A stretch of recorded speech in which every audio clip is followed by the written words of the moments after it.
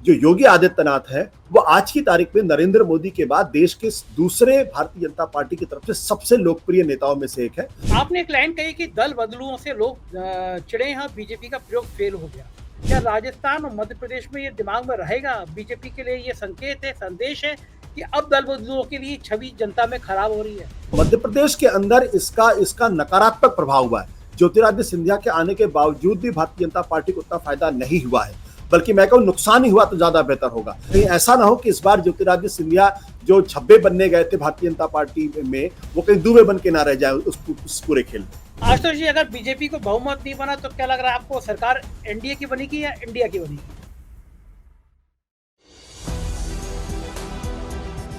नमस्कार, मैं हूं संजय शर्मा। आप देख रहे हैं 4PM न्यूज नेटवर्क।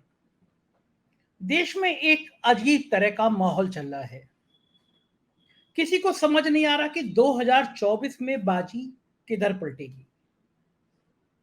सनातन पर एक नई बहस छिड़ गई है और फिर बहस इस बात पर हो रही है कि सनातन की ये बहस भारतीय जनता पार्टी को फायदा पहुंचाएगी या फिर नुकसान पहुंचाएगी। मध्य प्रदेश, राजस्थान, छत्तीसगढ़ के चुनाव बड़े महत्वपूर्ण हैं, लेकिन सबसे महत्वपूर्ण भारतीय जनता पार्टी के लिए बंगाल, महाराष्ट्र, बिहार और कर्नाटक में है। भाजपा को लग रहा है कि ये 4 राज्य ऐसे हैं जो उसकी सीटें 100 सीटें कम कर सकते हैं। कोई फार्मूला नजर नहीं आ रहा कि कौन सा गणित बिठा दिया जाए और इन 4 राज्यों को सेट कर लिया जाए। महाराष्ट्र में हर दांव उल्टा पड़ रहा है। महाराष्ट्र में आरक्षण की जो आग भड़की है, उस आग ने पूरे महाराष्ट्र को झुलसा दिया है। लोग दावा कर रहे हैं कि भारतीय जनता पार्टी कहीं ऐसा ना हो कि डबल डिजिट में भी ना आ पाए। उत्तर प्रदेश के बाद सबसे ज्यादा लोकसभा की सीटें देती है महाराष्ट्र। सबसे ज्यादा सीटें देने वाला राज्य है महाराष्ट्र उत्तर प्रदेश के बाद। और जिस तरह शरद पवार की पार्टी तोड़ी, शिवसेना तोड़ी, उसके बावजूद महाराष्ट्र में भाजपा के हाथ खाली हैं। हमारे स्थानीय संपादक हैं मयूर पारिक महाराष्ट्र में। उनका कहना है कि अजीब सी बेचैनी है आम आदमी में, आम आदमी पार्टी में और आम आदमी में। आम आदमी पार्टी की रणनीति अब कांग्रेस के साथ हो गई है, इंडिया गठबंधन में शामिल हो गई है। और वैचारिक दृष्टि से एक आम आदमी जो है, उसके मन में बेचैनी यह है कि जो भारतीय जनता पार्टी बात करती थी चक्की पीसिंग, प्रधानमंत्री जी ने छाती ठोक कर कहा था कि मोदी की गारंटी है कि हर भ्रष्टाचारी जेल में होगा, और कहने के 72 घंटे के अंदर जिस पे वो हजारों करोड़ का भ्रष्टाचार का आरोप लगा रहे थे, उन अजीत पवार को डिप्टी सीएम बना दिया और सुना है ईडी ने उनकी फाइल क्लियर कर दी। कर्नाटक में भारतीय जनता पार्टी इस दयनीय हालत में आ गई है कि उसे जेडीएस के सामने घुटने टेकने पड़े। 5-6 सीटें देने को राजी हो गई, वो सीटें बीजेपी की जीती हुई सीटें। यानी भारतीय जनता पार्टी का जो ग्राफ था, उसमें 6 सीटें तो आप अभी से माइनस कर लीजिए जो जेडीएस को देने जा रही है। क्योंकि मैं माइनस इसलिए कर रहा हूं, जेडीएस के मान लीजिए 6 या 7 या 5 या 4 एमपी आते हैं, तो जेडीएस किधर जाएगा यह अभी कहना मुश्किल है। लेकिन अगर जेडीएस के संग शामिल होकर सरकार बनती भी है तो वो एनडीए की सरकार होगी। बीजेपी के अपने कोटे में 4, 5, 6, 7 जो भी सीटें जेडीएस को जाएंगी, वो भाजपा के अपने कोटे से कम होंगी। बंगाल में ममता बनर्जी ने भारतीय जनता पार्टी को तहस नहस कर दिया है, जिसे कहते हैं ना, तंबू उखाड़ दिया है। ममता बनर्जी ने एक तरफ से झाड़ू लगा दी है। बंगाल में भारतीय जनता पार्टी 4-5 सीटों पर संघर्ष कर रही है। कोई बड़ी बात नहीं हुई तो भाजपा वहां पे 3-4 सीटों पे सिमट सकती है। बिहार में लालू यादव के यहां सीबीआई, इनकम टैक्स, एड, सारे प्रयोग हो गए। इनकम टैक्स, ईडी, सीबीआई सब प्रयोग हो गए। लेकिन तेजस्वी और नीतीश की जोड़ी बिहार में हिट जारी है। लालू यादव जिस तेवर में दोबारा अवतरित हुए हैं, उसने लालू की पार्टी में जान फूंक दी है। अब क्या करें? महाराष्ट्र, बंगाल, बिहार, कर्नाटक, अगर ये 100 सीटों का डेंट करेंगे तो पूरी कहां से होगी? इस गणित को समझने के लिए, देश के इन हालातों को समझने के लिए आज मैं आपको देश के एक बेहतरीन पत्रकार से मिलवाने जा रहा हूं। एक बहुत बड़े-बड़े चैनलों में वो संपादक रहे, किताबें लिखी, राजनीति के में भी अपने हाथ आजमाए और बहुत बढ़िया चैनल सत्य हिंदी चलाते हैं। कई बार मैं उनके शो में भी गया हूं, बहुत अच्छा चैनल है, बड़े विद्वान लोग उसमें शामिल हैं। ऐसे आशुतोष जी को मैंने अनुरोध किया कि आप हमारे साथ आइए, हमारे शो में आइए। हम कुछ चंद सवाल करके आपसे जानने की कोशिश करेंगे, क्योंकि आशुतोष जी बहुत अनुभवी पत्रकार हैं। एक पूरा दशक उनका बीता है पत्रकारिता करते हुए, राजनीति को समझते हुए। तो मैं सीधा आपको आशुतोष जी के पास ले चल रहा हूं। आशुतोष जी से देश की राजनीति की सारी बातें समझेंगे। अनुरोध है कि पूरा इंटरव्यू सुनिएगा, आपको बहुत सारे नए तथ्य मिलेंगे। चलिए हम चलते हैं आशुतोष जी के पास। स्वागत है आशुतोष सर, आप मेरे फेवरेट जर्नलिस्ट रहे हैं, आपको देख के मैंने बहुत सीखा है। तो आपसे सवाल क्या क्या करूँ ये समझ नहीं पाता, सोच नहीं पाता, तब भी स्वागत है, आप मेरे शो में आए। सबसे पहले समझना चाहूंगा आशुतोष जी, एक लड़ाई शुरू हुई है सनातन की। कुछ लोगों का मानना है कि इस लड़ाई के बढ़ने से बीजेपी को नुकसान होगा, कुछ लोगों को मानना है कि बीजेपी की घर बैठे लॉटरी लग गई। आपका इस लड़ाई पे क्या मानना है? मुझे नहीं लगता कि सनातन की वजह से भारतीय जनता पार्टी को किसी तरीके का फायदा होगा, क्योंकि आपने देखा होगा कि भारतीय जनता पार्टी चुनाव के ठीक पहले हिंदुत्व को एक बड़ा मुद्दा बनाने की कोशिश करती है। सनातन भी उसका एक हिस्सा है। जिस तरीके से बेंगलोर में आपने देखा, कर्नाटक में देखा, वहां बजरंगबली को आखिरी समय तक एक बड़ा मुद्दा बनाने की कोशिश की।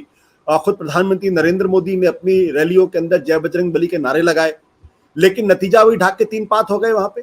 तो एक चीज है कि हिंदुत्व एक बहुत मजबूत विचारधारा है भारतीय जनता पार्टी की, लेकिन उसकी भी एक शेल्फ लाइफ है, उसकी एक सीमा है। आप उसको बार बार नहीं खड़ा कर सकते हैं। और 10 साल जब किसी सरकार के हो जाते हैं तो लोगों के दिमाग में एक सवाल होता है कि जो वायदे किए गए थे, क्या वो वायदे पूरे हो रहे हैं, क्या उपलब्धियां पूरी हो रही है। आज की तारीख में जो सबसे बड़ा मुद्दा है वो महंगाई का मुद्दा है, बेरोजगारी का मुद्दा है, लोगों की आय कम हो रही है, और वो सवाल बड़े बनते जा रहे धीरे धीरे। जहां तक सनातन का है, तो सनातन के बारे में जैसा मैंने कहा कि कोई बहुत ज्यादा फायदा नहीं होगा। हाँ, इसका नुकसान कुछ इलाकों में हो सकता है। कुछ इलाकों का मतलब ये कि जब आप सनातन की बात करते हैं तो दक्षिण भारत के अंतर्गत जहां पे हिंदुत्व या जो ब्राह्मणवाद है उसको बहुत ज्यादा तरजीह नहीं दी जाती, क्योंकि वहां पर ब्राह्मणवाद के खिलाफ एक लंबा आंदोलन आजादी के पहले से चलता रहा है, जिसमें दलितों को न्याय दिलाने की बात है, पिछड़ों को न्याय दिलाने की बात है, वंचितों को न्याय दिलाने की बात है। तो दक्षिण भारत में भारतीय जनता पार्टी को उसका नुकसान हो सकता है। तमिलनाडु के अगर दयानिधि मारन ने अगर ये अगर विवाद शुरू किया है तो वो बहुत चतुर राजनेता हैं, और आपने देखा हुआ है कि स्टालिन ने भी एक तरीके से उनकी संस्तुति की है। तो उस लिहाज से दक्षिण भारत में नुकसान हो सकता है। उत्तर भारत में भी कुछ एक जगह पे जहां पे दलित चेतना बहुत जागृत है, जहां पे अंबेडकरवादी आंदोलन बहुत मजबूत है, वहां भी नुकसान हो सकता है। आशुतोष जी, घोसी का चुनाव हुआ, अप्रत्याशित तरीके से पूरी ताकत लगाई थी उत्तर प्रदेश में, सत्ताधारी दल ने लगाई थी। खुद सीएम गए थे, दोनों डिप्टी सीएम थे, नए मिनिस्टर थे, लेकिन वहां पे अप्रत्याशित रूप से दलितों का और क्षत्रियों का भी रुझान सपा की तरफ हुआ। तो क्या इंडिया गठबंधन का ये पहला बड़ा चुनाव था? क्या माना जाए कि ये जो दलित जातियां हैं उत्तर प्रदेश के, मैं खास तौर से जिक्र करूंगा, मायावती का वजूद क्या कम होगा, और कम होगा तो दलित वोट भाजपा में जाता हुआ नजर आएगा या इंडिया गठबंधन? देखिए, मायावती का वजूद बहुत ही रहस्यमय तरीके से लगातार कम होता जा रहा है। ऐसा नहीं कि मायावती की राजनीति उत्तर प्रदेश के अंदर कमजोर थी, लेकिन पिछले 2 चुनाव में, विधानसभा के चुनाव में, लोकसभा के चुनाव में, ये देखने, और खासतौर विधानसभा के चुनाव में देखने में आया कि वो बिल्कुल इंटरेस्ट ही नहीं ले रही। और क्यों नहीं इंटरेस्ट ले रही है, ये बात बिल्कुल समझ के परे है। क्या उन पर किसी तरीके का दबाव है, कहीं कोई एजेंसी उनके पीछे काम कर रही है, या फिर वो किसी सरकार के साथ मिलकर कुछ दूसरी तरीके की राजनीति कर रही है? अब उनका वोट बेस उत्तर प्रदेश के अंदर, जो पिछले 20 सालों में हमेशा समाजवादी पार्टी से या तो 2-1% ज्यादा ही रहता था, कम नहीं रहता था, भले ही उनकी सीटें कम आ जाए। वैसी स्थिति में पिछले विधानसभा के चुनाव में अगर आप लोगों ने देखा होगा, आप तो उत्तर प्रदेश में ही हैं और लगातार आप रिपोर्टिंग कर रहे थे उस वक्त, कि मायावती का वोट परसेंटेज बहुत ही आकस्मिक तरीके से तकरीबन 8 से 10% की कमी उसमें आई है। तो ये जो कमी आई है ये बिल्कुल समझ के परे है, और वो इसलिए क्योंकि मायावती का एक्टिव दिखाई नहीं पड़ रही। और इसका सीधा फायदा अगर आप देखें तो कहीं ना कहीं इसका फायदा जो समाजवादी पार्टी है उसको मिला है, क्योंकि समाजवादी पार्टी का वोट परसेंटेज कभी भी 22-23% के ऊपर नहीं रहा। वो अगर 32-33% पड़ गया, 10% की अगर उसमें उछाल आती है, तो इसका मतलब ये कि एक बहुत बड़ा चंक जो मायावती से टूटकर समाजवादी पार्टी की तरफ गया है। जहां तक घोसी का प्रश्न है, घोसी में देखिए 2-3 चीजों का हमें ध्यान रखना चाहिए। एक, जो भारतीय जनता पार्टी की दल बदल की राजनीति है, एक तरीके से उसको लोगों ने पूरी तरीके से रिजेक्ट कर दिया है। दारा सिंह चौहान के खिलाफ जबरदस्त तरीके से एंटी इनकम्बेंसी थी, लोग एक तरीके से कहने लगे ये कौन सी राजनीति, का आप कभी इस पार्टी में रहते कभी उस पार्टी में रहते, तो इसको लोगों ने पूरी तरीके से रिजेक्ट कर दिया। वो बहुत अलोकप्रिय थे। दूसरी बात, जिस तरीके से इंडिया गठबंधन ने एकजुट होकर कैंपेनिंग किया है, जिसमें समाजवादी पार्टी ने लीड किया, लेकिन कांग्रेस पार्टी, सीपीआई, सीपीएमएल और बाकी तमाम राजनीतिक दलों ने इकट्ठा होकर कैंपेनिंग की है, उससे एक संदेश गया है कि बीजेपी के खिलाफ एक मजबूत गठबंधन, एक मजबूत विकल्प मौजूद है। उसका भी फायदा मिला है। तीसरी बात जो ये कही जा रही कि दलित वोटर छिटका है, दलित वोटर, मेरा मानना है कि अभी भी जो समाजवादी पार्टी की तरफ उतनी ज्यादा तेजी से नहीं आया जितना दरअसल आना चाहिए। घोषी में हो सकता आया हो, क्योंकि जो मार्जिन हो वो तकरीबन 42,000 वोटों का है, जो विधानसभा के चुनाव में बहुत ज्यादा होता है। क्षत्रिय वोटों के बारे में मेरा मानना है कि वो बीजेपी से अलग नहीं गया होगा, क्योंकि अपर कास्ट जो है वो ब्राह्मण, क्षत्रिय और वैश्य, ये 3 जातियां हैं जो उत्तर प्रदेश के अंदर 80 से 90% वोट डालती हैं। तो हो सकता है 1% की कमी आई हो, लेकिन दलितों के बारे में मेरा मानना है कि वो समाजवादी पार्टी की तरफ जो है थोड़ा आई होंगे, लेकिन क्षत्रियों के बारे में मेरा मानना है कि वो बीजेपी से नहीं टूटे होंगे। थोड़ा बहुत अगर छीजन अगर होगी तो 1-2% की होगी, उससे ज्यादा की नहीं होगी। आशुतोष जी, आपके संपर्क बहुत ज्यादा रहते हैं दिल्ली में भी। ये जो खबरें आती हैं कि दिल्ली और यूपी के बीच में टकराव की खबरें आती हैं, और ये माना जाता है कि अगर मोदी जी दोबारा आ गए तो योगी जी की परेशानी हो जाएगी, ऐसी जो खबरें आती हैं ये सब हवा में होती है या आपको लगता है कहीं कुछ पक रहा है? देखिए, मैंने पूरी जिंदगी इस बात का हमेशा ख्याल रखा है कि जब तक हमारे पास कोई पुष्ट जानकारी ना हो, भले ही वो ऑफ द रिकॉर्ड जानकारी हो, तब तक मैं किसी चीज की पुष्टि नहीं करता हूं। तो मेरा मानना है कि हो सकता है, इसमें कोई दो राय नहीं, हो सकता है कि राजनीति के अंदर प्रतिद्वंदिता होती है, एक दूसरे के पर काटने की कोशिश की जाती है, एक दूसरे को निपटाने की भी कोशिशें होती हैं, लेकिन चूंकि मेरे पास कोई ऐसी पुख्ता जानकारी नहीं है, इसलिए मेरे लिए इस पर टिप्पणी करना थोड़ा सा मुश्किल होगा। लेकिन ये बात बिल्कुल स्पष्ट है कि जो योगी आदित्यनाथ है वो आज की तारीख में नरेंद्र मोदी के बाद देश के दूसरे भारतीय जनता पार्टी की तरफ से सबसे लोकप्रिय नेताओं में से एक है। वो हिंदुत्ववादी हैं, लोग उनमें भविष्य के नेता के तौर पर देखते हैं, और उस लिहाज से अगर आप देखें तो उनके और अमित शाह के बीच में एक बहुत ही जिसे कहते हैं एक बड़ी स्वाभाविक सी प्रतिद्वंदिता होनी चाहिए, बहुत ही स्वाभाविक सी प्रतिद्वंदिता होनी चाहिए। और वो इसलिए क्योंकि जब भी आप राजनीति के अंदर होते हैं या दुनिया के किसी मकाम में, किसी भी संस्थान में होते हैं, तो आप भी जो शीर्ष पद है उस पर जाने की कोशिश करते हैं। उस दृष्टि से अगर आप देखें तो अमित शाह और योगी आदित्यनाथ, ये दोनों लोग मोदी के बाद की राजनीति में अपने आप को सर्वश्रेष्ठ या सबसे बड़े नेता के तौर पर देखना चाहेंगे, और जाहिर सी बात है प्रधानमंत्री पद के उम्मीदवार के तौर पर भी अपने आप को देखना चाहेंगे, और इसमें कुछ भी गलत नहीं है। तो हो सकता है इन दोनों के पीछे प्रतिद्वंदिता हो, लेकिन निपटाने की बात है तो मैं इसको भी उस तरीके से मैं नहीं करूंगा। मेरे ख्याल से ये अटकलबाजी ज्यादा है। बिल्कुल। आपने एक लाइन कही कि दल बदलुओं से लोग चिड़े हैं, बीजेपी का प्रयोग फेल हो गया, लेकिन भारतीय जनता पार्टी ने जहां सरकारें बनाई हैं पिछले दिनों में या चुनाव भी लड़ा है, आमतौर पर देखे जाएंगे उसमें आधे से ज्यादा आयातित होते हैं। जो पार्टी का मजबूत हुआ उसी को अपने ले लिया। तो ये जो दल बदलू वाला फेल हुआ है फार्मूला, क्या राजस्थान और मध्य प्रदेश में ये दिमाग में रहेगा? बीजेपी के लिए ये संकेत है, संदेश है कि अब दल बदलुओं के लिए छवि जनता में खराब हो रही है? देखिए, ये भारतीय जनता पार्टी का और खासकर उससे नरेंद्र मोदी का एक बड़ा ही टेस्टेड फार्मूला हुआ करता था। जब वो गुजरात में थे तब भी वो जो कांग्रेस पार्टी के जो दूसरे नंबर के कैंडिडेट हुआ करते थे, जिनको टिकट नहीं मिलता था, उसको अपनी तरफ लाने की कोशिश करते थे या उनको खड़ा कर देते थे ताकि कांग्रेस का वोट कटे। लेकिन केंद्र की राजनीति में आने के बाद इसको बाकायदा एक ट्रम्प कार्ड के तौर पर नरेंद्र मोदी ने इसको चला। महाराष्ट्र के अंदर बहुत बड़े पैमाने पर इन्होंने करने की कोशिश की, क्योंकि महाराष्ट्र के अंदर भारतीय जनता पार्टी बहुत कमजोर हुआ करती थी, 1/4 की पार्टी थी, तो वहां पे उन्होंने अपने आप को काफी मजबूत करने की कोशिश की। गोवा में भी अपने आप को काफी मजबूत करने की कोशिश की है। लेकिन अगर आप पिछले दिनों मध्य प्रदेश के अंदर देखें तो मध्य प्रदेश के अंदर इसका नकारात्मक प्रभाव हुआ है।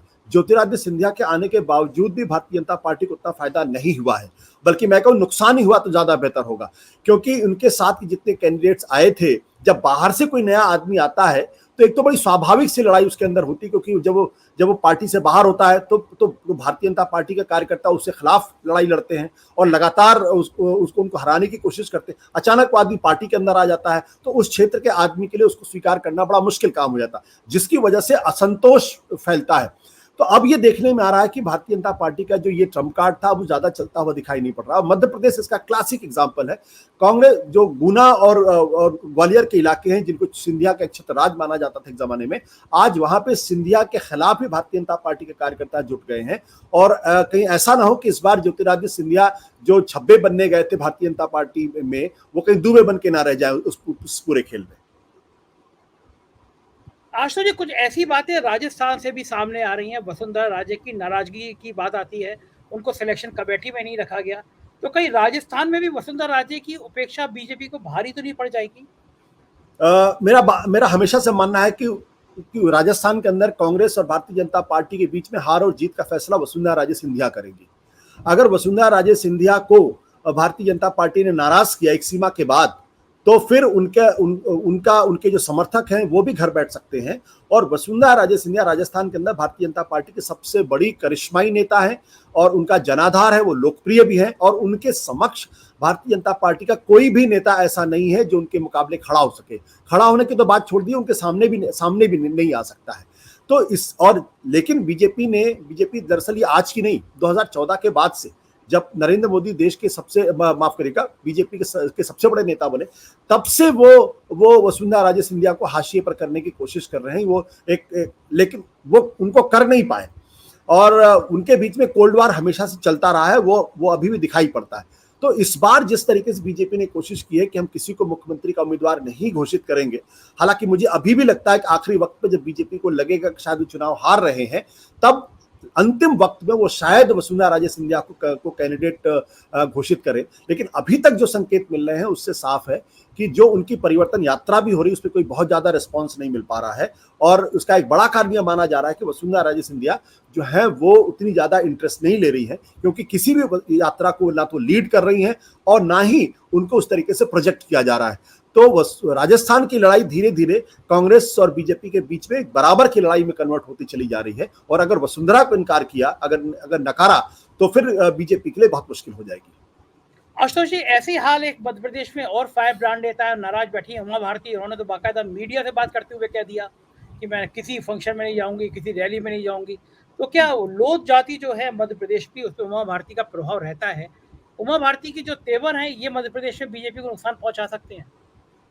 देखिए, उमा भारती बहुत ही टेम्परामेंटल लीडर हैं। आप लोगों को याद होगा कि वो लाल कृष्ण आडवाणी के जमाने में बहुत ही फायरब्रांड नेता हुआ करती थी और उनके नेतृत्व में मध्य प्रदेश के अंदर दिग्विजय सिंह को बहुत ही करारी हार का सामना करना पड़ा था। लेकिन वो मुख्यमंत्री के तौर पर ज्यादा नहीं चल पाई और अंततः उनको पार्टी छोड़नी पड़ी और अपनी एक पार्टी बनाई। पार्टी बनाने के बाद उन्होंने अपना दल बनाया और जब दल बनाया तो उसका कोई बहुत ज्यादा इम्पैक्ट मध्य प्रदेश की राजनीति में नहीं हुआ है।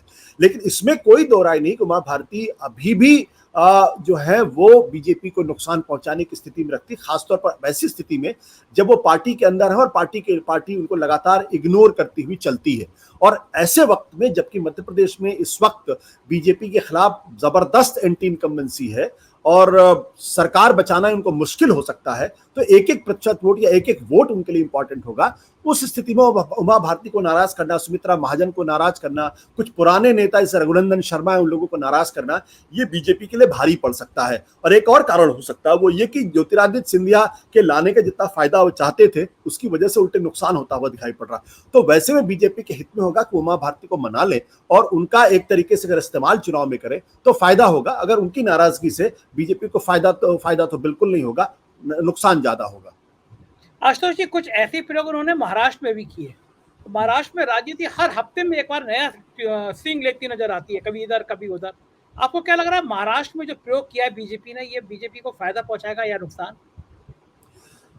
महाराष्ट्र के अंदर मुझे लगता है कि भारतीय जनता पार्टी अभी भी कमजोर स्थिति में है और कमजोर स्थिति दो कारणों से। एक तो ये कि जो ओरिजिनल पार्टी थी जैसे शिवसेना, तो उन लोगों को कहीं ना कहीं उद्धव ठाकरे के साथ अभी भी सहानुभूति है, और एकनाथ शिंदे को मुख्यमंत्री के तौर पर जिस तरीके से अपने आप को प्रेजेंट करना चाहिए था उस तरीके से प्रेजेंट करने में पूरी तरीके से नाकाम रहे हैं और उनकी कोई इमेज नहीं बन पाई है। तो एक तो नुकसान वहां पे होगा और सहानुभूति मिलेगी। दूसरे, शरद पवार की पार्टी भी तोड़ी है। शरद पवार के प्रति उतनी ज्यादा सहानुभूति तो नहीं है, लेकिन फिर भी वो बड़े कद्दावर नेता है। लेकिन जिस एक चीज का सबसे ज्यादा नुकसान भारतीय जनता पार्टी को हुआ, जो भारतीय जनता पार्टी ने पिछले दिनों ब्लंडर किया है, वह मराठा आंदोलन।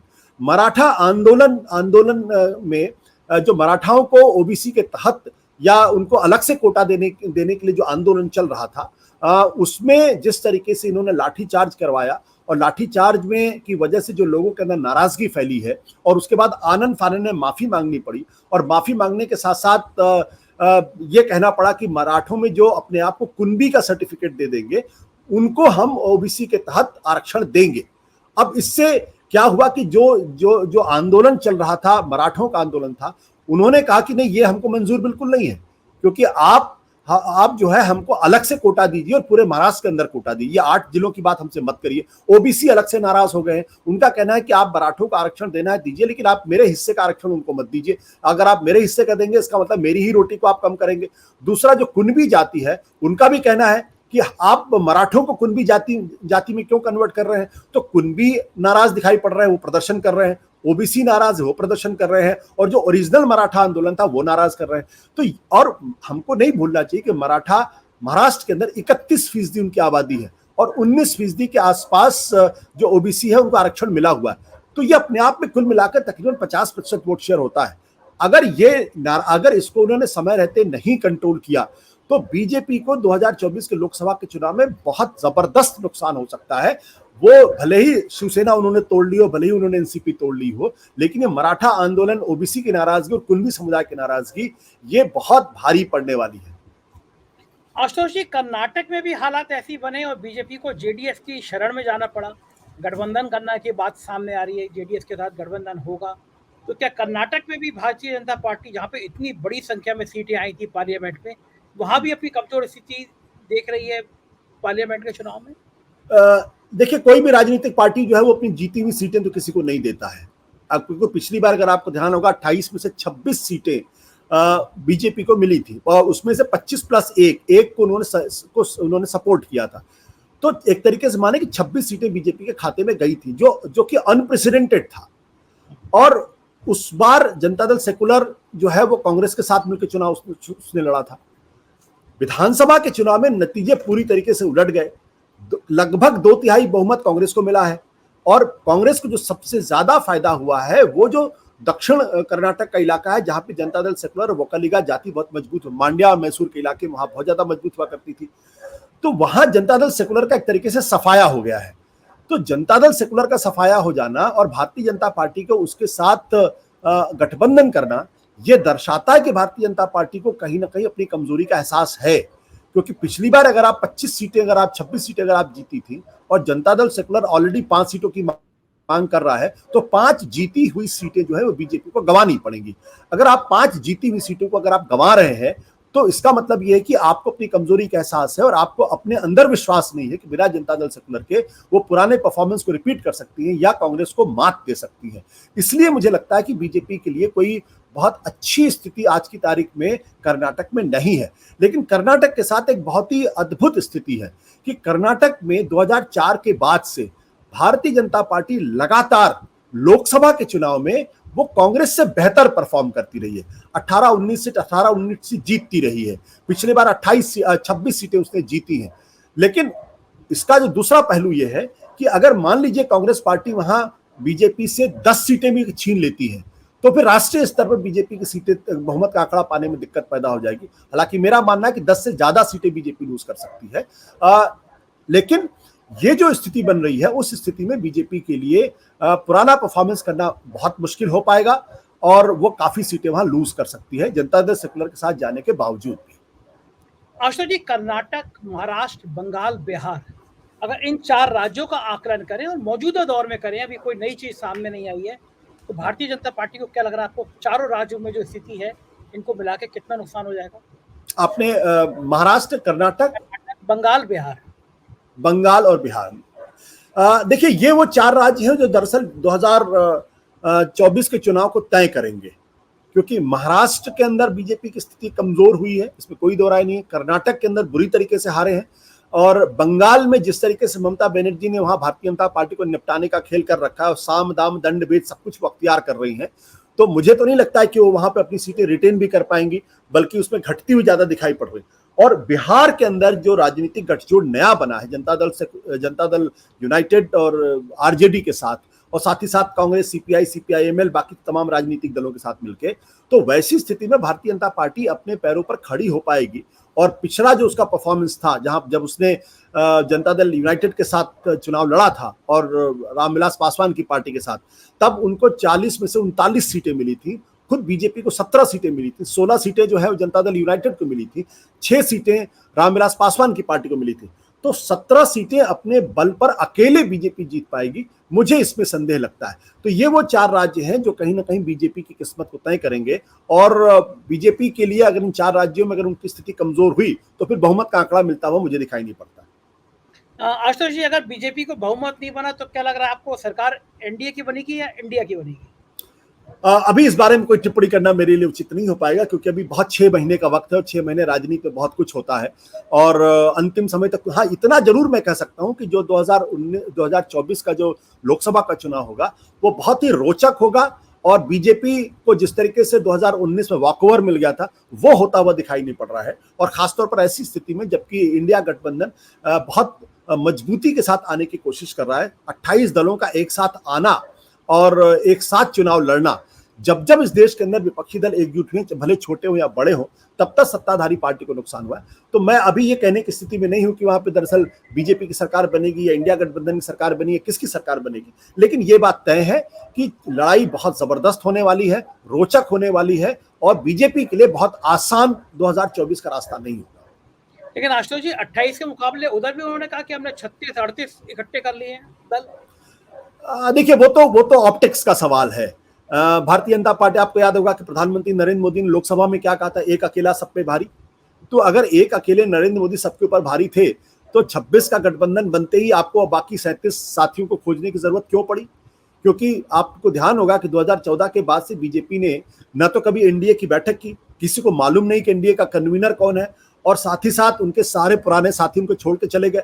अकाली दल छोड़ के चला गया, टीडीपी छोड़ के चला गया, शिवसेना छोड़ के चली गई, जनता दल यूनाइटेड छोड़ के चले गए। तो ये सारे बड़े दल थे और अपने अपने राज्यों में उनका अच्छा खासा प्रभाव था।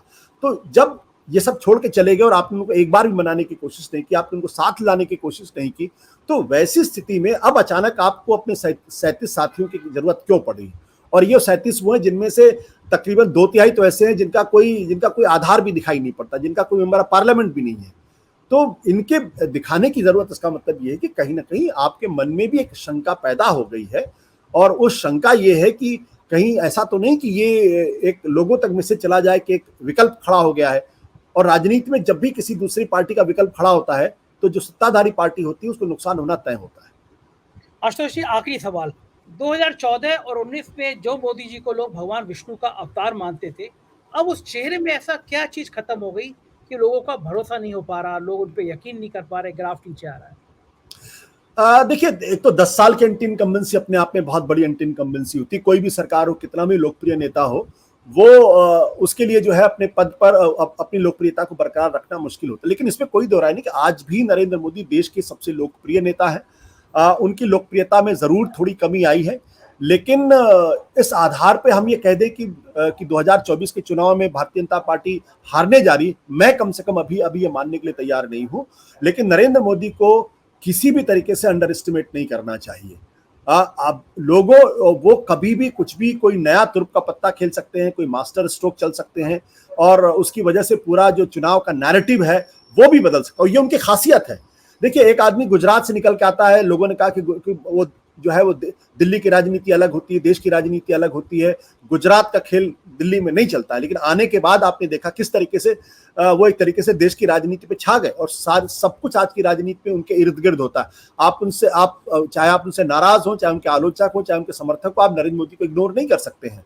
तो 2014 में आप मान सकते हैं कि मनमोहन सिंह के खिलाफ नाराजगी थी, इसलिए लोगों ने इनको जिताया। लेकिन 2019 में 5 साल सत्ता में रहने के बाद भी अगर सीटें बढ़ाई हैं, तो इसका मतलब साफ है कि उनके अंदर कुछ ना कुछ ऐसा राजनीतिक कौशल है, चातुर्य है, जो उनको लगातार सत्ता में बनाए रखता है। तो उस वैसी स्थिति में कुछ नया नैरेटिव खड़ा कर देंगे, कुछ नई बात लाके सामने रख देंगे और देश का विमर्श बदल जाएगा। ये महारत उनको हासिल है।